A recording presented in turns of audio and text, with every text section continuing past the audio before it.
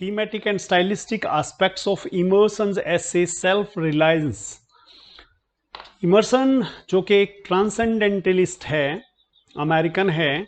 Self reliance, Trump ने 50% tariff लगा दिया. आदमी को चाहिए कि वो सेल्फ रिलायंट रहे. हिंदुस्तान सेल्फ रिलायंट है या हो सकता है तो कोई कितना भी टैरिफ लगाए लगाता रहे, लेकिन क्योंकि हम सेल्फ रिलायंट नहीं हैं तो प्रॉब्लम है. तो सेल्फ रिलायंट होना बहुत अच्छी बात है. R.W. Emerson's Self-Reliance is a famous essay in American literature that strongly supports the ideas of individualism and independence which are central to transcendentalist thought. Transcendentalist है ये, और ट्रांसेंडेंटलिस्ट थॉट में आदमी इंडिविजुअल और इंडिपेंडेंट होना चाहिए. अपनी विचारधारा रखें, भीड़ के पीछे ना जाएं, आपका अपना विचार क्या है उस हिसाब से चलें और अपने आप पर डिपेंड रहें, अपनी ज़रूरतें खुद पूरी करने का आमादा रखें. यही मेन विचार इस बात में है, इस पूरे एस्से में है. In this essay Emerson encourages people to break free from social pressure.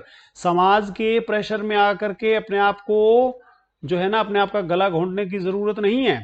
Trust their own inner voice. आप अपने अंदर की इनर वॉइस से, ये एक फ्रीडम का तगड़ा फार्मूला है कि अपने अंदर की आवाज़ को सुनिए और उसके हिसाब से काम कीजिए. ऐसा नहीं हो कि आपकी इनर आवाज़ किसी दूसरे का नुकसान कर रही हो, बस वो नहीं होना चाहिए. He asks readers to believe in themselves instead of copying others और ब्लाइंडली फॉलोइंग अथॉरिटी.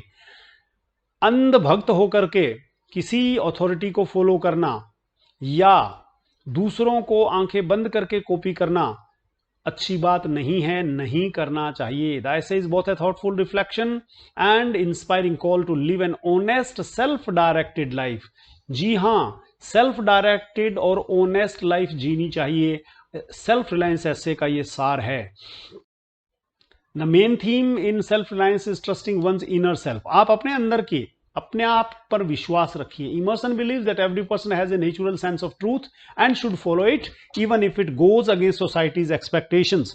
अपने अंदर की सच्चाई जो है उसके साथ चलिए, चाहे वो समाज के नियमों को ज्यादा वैल्यू ना देती हो. Even if it goes against society. He says that true greatness often means being understood because original ideas usually challenge common thinking. Greatness इस बात में है कि is being misunderstood. True greatness often means being misunderstood. सच्चाई, greatness इस बात में है कि लोग उसको मिसअंडरस्टैंड करते हैं क्योंकि ओरिजिनल आइडियाज आमतौर पर कॉमन लोगों की थिंकिंग को तोड़ता है.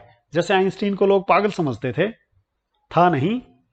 दिस कनेक्ट्स टू अनदर की थीम. ये एक और की थीम इसमें है, वो है नॉन कन्फॉर्मिटी. आप किसी भी बनाए हुए नियम पर अंधभक्त होकर के ना चलें. Emerson criticize society for forcing people to think and act alike. इस वक्त तो बहुत ज्यादा चल रहा है दुनिया में कि मैं तुझे कह रहा हूं सोचिए मत, बिना गैस वाला फोग ही है. अरे सोचना ही बंद कर दो. कहते तुम क्यों सोच रहे हो, फोन आएगा जियो वाली का, अभी रिचार्ज करो सर, आपका तो बातचीत होना ही बंद हो जाएगा, जैसे कि सोशल इंटरेक्शन बंद हो जाएगा. तो सब लोग ये कह रहे हैं अब आप मत सोचो, कुछ भी सोचना हमारे लिए छोड़ दो.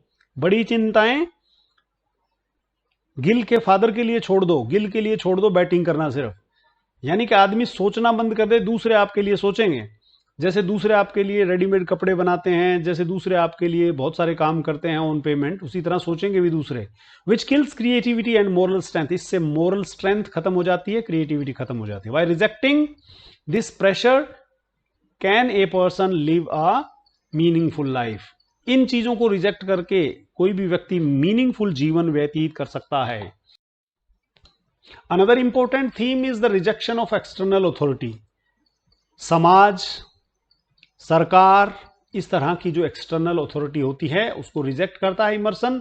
Immersion warns against depending too much on books, traditions, opinions of others. दूसरों के क्या विचार हैं, किताबें क्या कहती हैं, परंपराएं क्या कहती हैं, छोड़ दो. He values learning. वो कहता है लर्निंग अच्छी चीज है, but he says wisdom comes from personal experience and intuition. किताब पढ़ने से विजडम नहीं आती है, विजडम आती है उसके अपने अनुभव से, उसके अपने चिंतन से.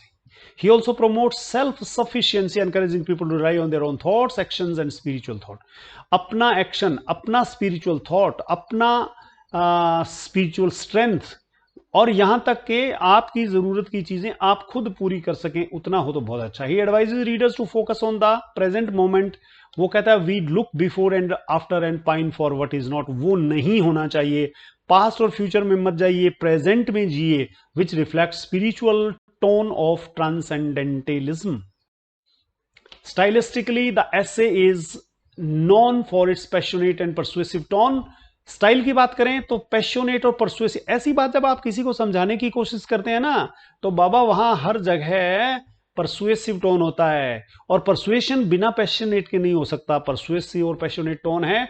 ही addresses the reader directly through command. Trust thyself, अपने आप पे विश्वास करो बच्चा.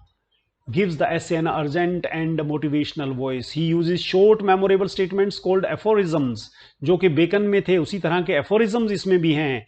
A foolish consistency is the hobgoblin of little minds.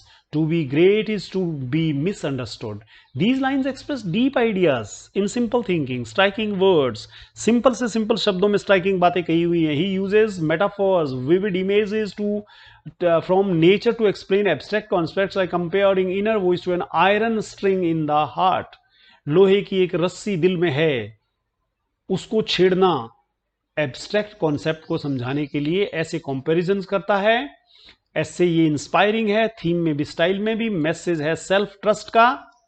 4-5 शब्द याद रख लिए. 5 शब्दों से 5 बातें याद रह जाए. Self trust, non conformity, spiritual independence, expressed in confident language and memorable aphorisms.